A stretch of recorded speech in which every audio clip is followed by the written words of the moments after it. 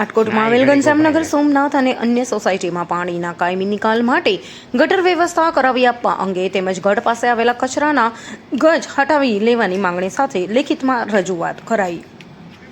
આટકોટ ગામમાં આવેલા ઘનશ્યામનગર સોમનાથ અને અન્ય સોસાયટીમાં હાલ કાચો રસ્તો છે, તેને પાકો બનાવવામાં આવે તેવી માંગણી તથા આ સોસાયટીઓના અન્ય વિસ્તારમાં રહેણાંક વિસ્તારમાં દિવસે દિવસે રહેણાંકમાં વધારો થતો જાય છે. આ રહેણાંક વિસ્તારમાં સોસાયટીના રસ્તા તથા મેઇન રોડ પર અવારનવાર ચોમાસા દરમિયાન પાણી ભરવાના પ્રશ્નો થાય છે, જેના કારણે ઘણી આવવા જવામાં તકલીફ અને હેરાનગતિ થાય છે. આ રહેણાંક વિસ્તારમાં કોઈ ગટર વ્યવસ્થા કે પાણીના નિકાલની વ્યવસ્થા ના હોય, જેથી સાહેબને નમ્ર વિનંતી કરવામાં આવી હતી કે રહેણાંક વિસ્તારમાં પાણીના નિકાલ માટે યોગ્ય ઉપાય કરવામાં આવે.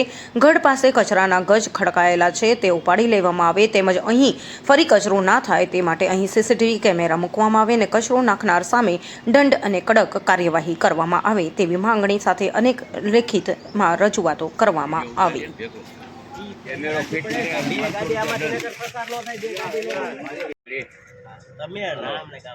દિલીપ કુમાર ભીખાલા આજ રોજ તારીખ 12/3/26 રોજ જૂના ખારચિયા રોડ ઉપરની લાગતી વળગતી સોસાયટીઓના સમૂહ બધે પબ્લિક ભેગી થયેલ છે.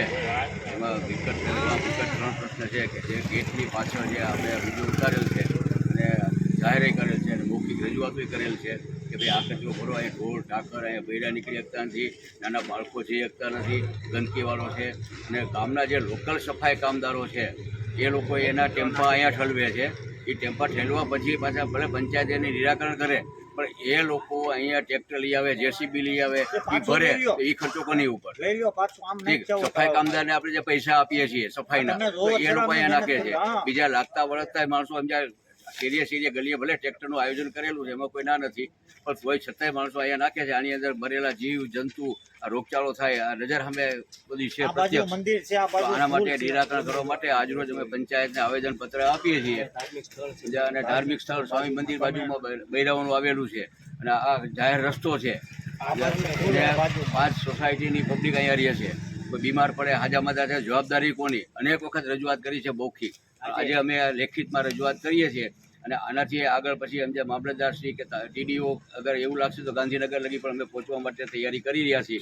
માટે જેમ મને મારું તાત્કાલિક નિરાકરણ થાય અને જેનો પ્લોટ હોય કે અગર જે કંઈ પરિસ્થિતિ હોય એનું નિરાકરણ કાયમી ધોરણે કરવા વિનંતી છે. અને એવું હોય તો તમે એક સીસીટીવી કેમેરો પંચાયત લગાડી દઈએ, જે લીમલી પીપલી ચોકમાં છે પ્લોટ, એમાં એ લોકો માર્યું જ છે કે ભાઈ અહીંયા કોઈ કચરો નાખશે તો 1000 રૂપિયા પેનલ્ટી લાગશે. તો આવી કંઈ પણ વ્યવસ્થા કરીને અને નિકાલ કરવો. બાકી આમાં જો કોઈ પણ બાળકો કે બીમારી કે કોઈ બૈરાઓને કે મોટા કે થાય આવો જો રોગચાળો ફાટી નીકળશે તો એના માટે જવાબદાર કોણ?